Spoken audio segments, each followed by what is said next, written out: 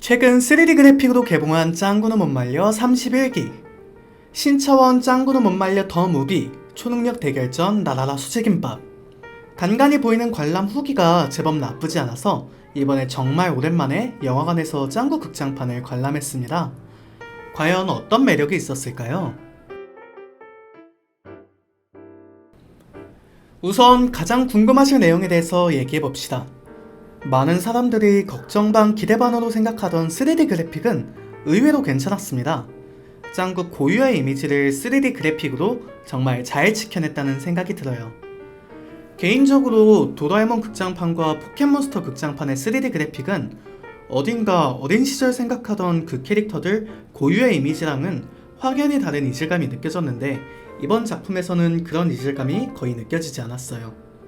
우리가 기억하고 있는 주먹밥 머리 꼬마 5살 신짱구가 선물하는 개그 코드도 정말 잘 담아왔다는 생각이 들어요. 조금은 매운맛 개그 코드들이라든가 어딘가 엉뚱한 어린이의 생각들이요. 사실 짱구는 못 말려 자체가 성인 만화 감성이 조금씩 섞여있던 만큼 어린 아이들과 보기에는 조금 민망할 수 있는 일부 코미디 장면들이 있습니다. 물론 지나치게 외설적일 수 있는 일부 장면들은 나름의 검열이 된 것 같더라고요. 아무튼 그래도 제게는 이런 짱구 특유의 매콤한 재미가 잘 살아있어서 정말 재밌었던 것 같아요. 다만 일부 개그 코드는 조금 식상하게 다가왔습니다. 작품에서 반복적으로 활용하는 사투리 개그였는데 이게 뭐랄까 이야기의 흐름을 계속해서 끝낸 느낌이랄까요? 이런 부분들은 작품의 작은 아쉬움일지도 모르겠습니다.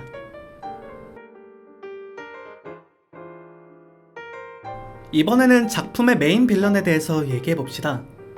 자잘한 아르바이트로 생계를 이어가는 은둔형 외톨이 음진함의 일상은 뭐랄까 폭발 직전의 시한폭탄 같습니다.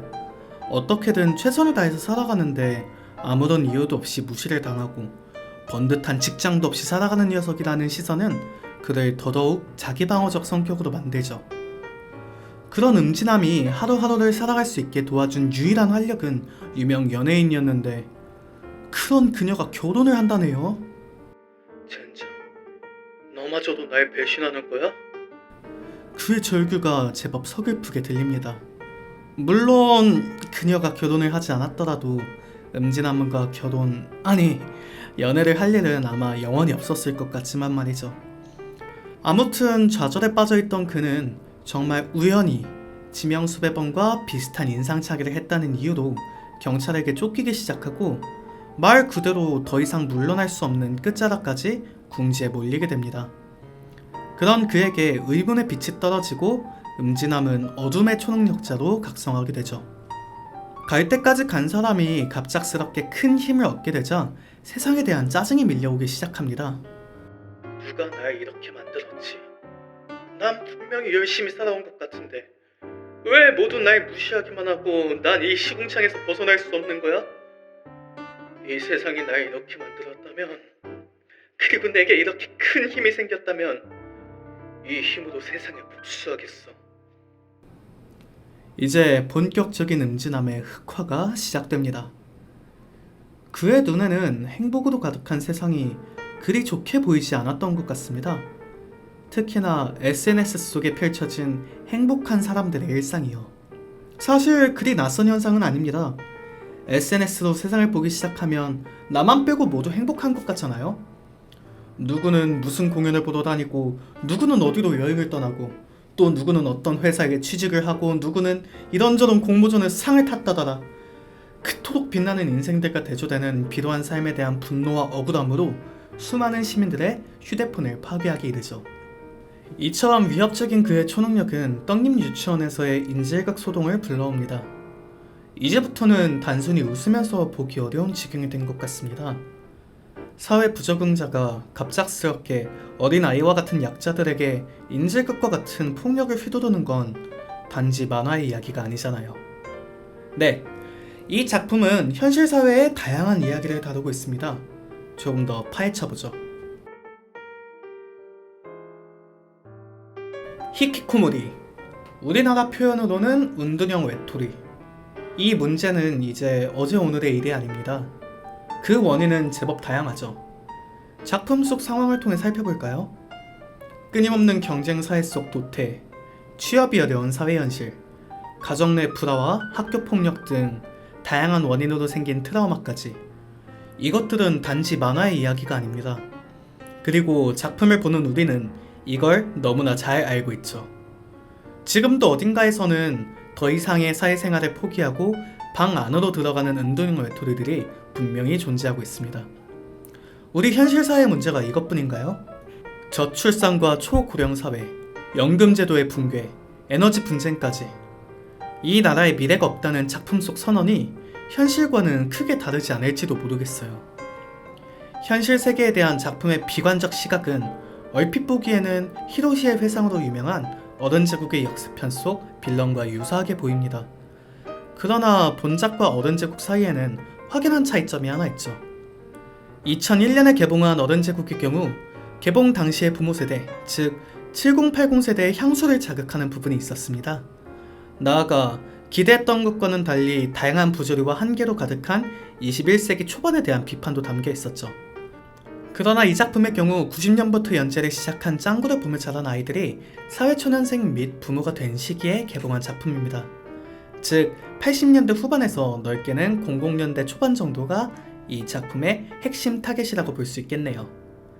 때문에 본 작품은 지금의 청년 세대가 공감할 수 있는 사회적 문제들을 더욱 적극적으로 다룹니다.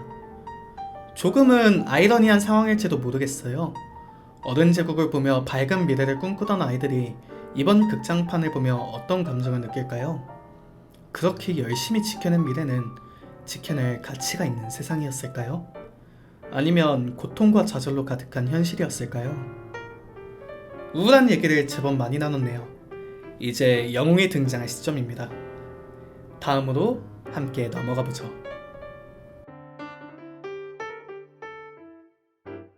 5살 꼬마 신짱구. 짱구는 뭐라고 할까, 그 존재 자체로 동심의 심볼 같아요. 30년이 훌쩍 넘는 시간 동안 언제나 같은 모습으로 있는 5살 꼬마니까요. 그런 짱구가 빛의 초능력을 얻고 작품의 문제를 해결하는 열쇠가 되는 점이 상당히 의미심장합니다. 다른 지점도 함께 살펴볼까요?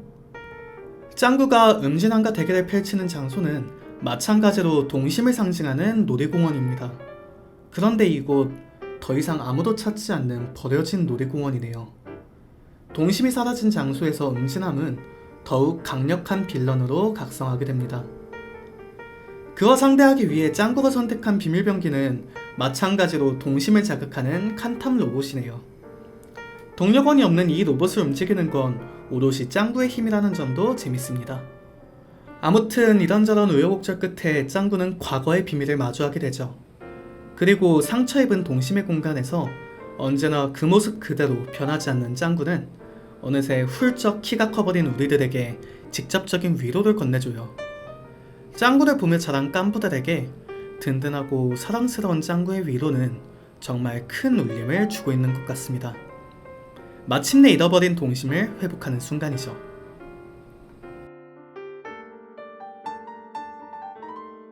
한편 짱구는 못 말려 극장판에서 곧잘 나오는 메시지가 하나 있습니다.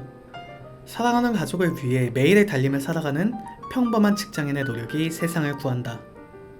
어쩌면 누군가를 위하는 마음 자체가 이토록 위대한 것일지도 모르겠어요. 짱구가 준 것이 힘든 현실에 대한 위로였다면 짱구 아빠 신영만이 건네는 것은 오늘을 살아갈 원동력이었다고 생각해요. 어느새 어른이 돼 아이들과 함께 짱구를 보러 왔을 꼬마들에게, 그리고 아직은 방황하고 있지만 분명 밝은 내일을 찾을 수 있을 꼬마들에게 이 클리셰적 메시지가 큰 에너지가 됩니다. 개인적으로 저 또한 짱구를 보며 자란 세대이기 때문에 제 나이 또래의 청년 세대들이 조금 더 위로를 받고 힘을 얻을 수 있으면 좋겠어요. 동시에 앞으로의 미래인 어린아이들이 자유롭게 꿈을 꿀 수 있는 세상, 짱구식 표현을 빌리자면 밥 걱정 없이 살 수 있는 그런 세상을 만들 수 있도록 노력하고 싶다는 생각도 함께 들었던 것 같습니다. 이야기를 마무리하기 전에 성우진에 대한 얘기를 잠깐 하고 싶습니다. 개인적으로 이번 작품에서는 원조 짱구 성우진이의 목소리가 주는 강한 울림이 있었던 것 같아요. 특히나 고령의 나이이신 짱구 역할의 박영남 성우분과 최근 대장암 투병으로 인해 어려운 시간을 겪으셨던 복미선 역할의 강희선 성우분의 목소리를 들으면서 두 성우분에게 직접적인 위로를 받는 기분을 받았습니다. 개인적으로는 정말 뭉클했던 최고의 팬 서비스였던 것 같아요.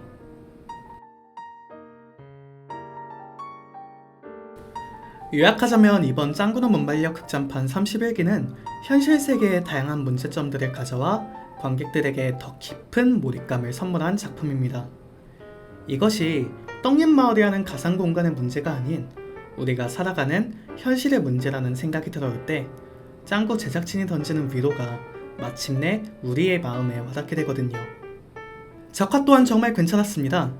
중간중간 어색한 부분이 있었지만 이후 3D 시리즈에 대한 기대감은 더 커진 것 같아요.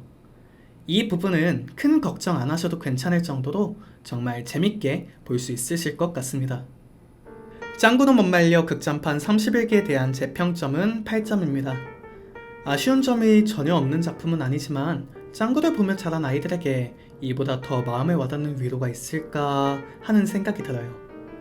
후기들을 보면 작중 등장한 깐부라는 표현에 대한 호불호가 제법 나뉘는 것 같지만 제게는 더 애틋하게 들렸던 단어였습니다. 언제나 그대로인 우리들의 깐부가 주는 사랑스러운 위로 라는 한 줄 평 또한 함께 남겨보고 싶네요. 오늘의 리뷰는 여기서 마치고 다시 찾아오겠습니다. 시청해주셔서 감사합니다.